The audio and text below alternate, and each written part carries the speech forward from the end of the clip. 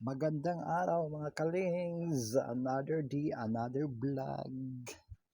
So kini day inyong masaksihan ron mauni ang Ayusti Highland Resorts sa Maragusan.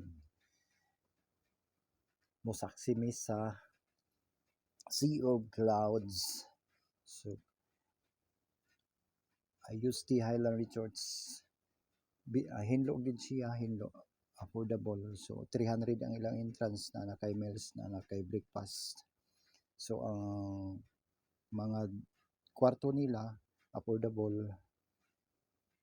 So dili lang din siya lang nag-iisa na siya mga resorts pang lain. So kanang inyong masaksihan guys, mauna siya ang Sea of Clouds. So ang gitabunan ng Sea of Clouds mo na siya ang Maragusan, Davao de Oro.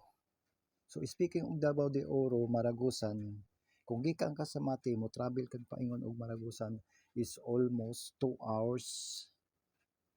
Pag abot nimo og Maragusan proper, si naay placard siya nga Sea of Clouds. So motipas ka dira.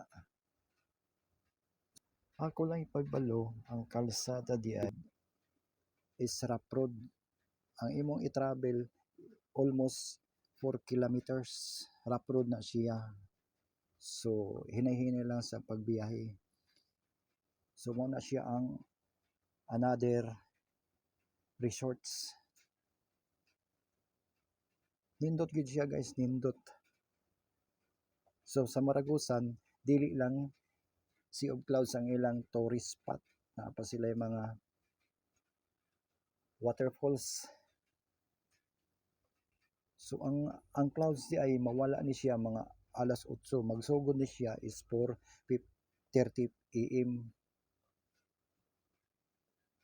So kinahanglan gyud mo sayo diri kung moari mo mosaksi mo sa Sea of Clouds mga 5 AM na ana mo. Kinahanglan mo sayo mo diri or magpa-book mo og sayo sa mga rooms kay basig mahutdan mo. Kinahanglan mo tawag mo booking mo daan para pag abot ninyo naamoy kwarto makasak-an.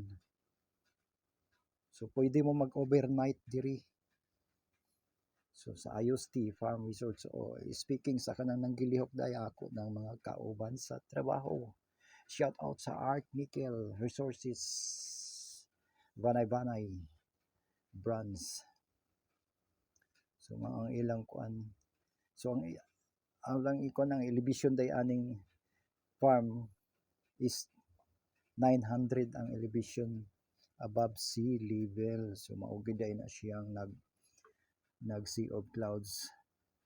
So thank you very much guys sa akong mga kauban nga po gisuporta sa akong feeds og sa wala pa maka-follow, please follow and subscribe my YouTube channel, the same Leng TV o Godi.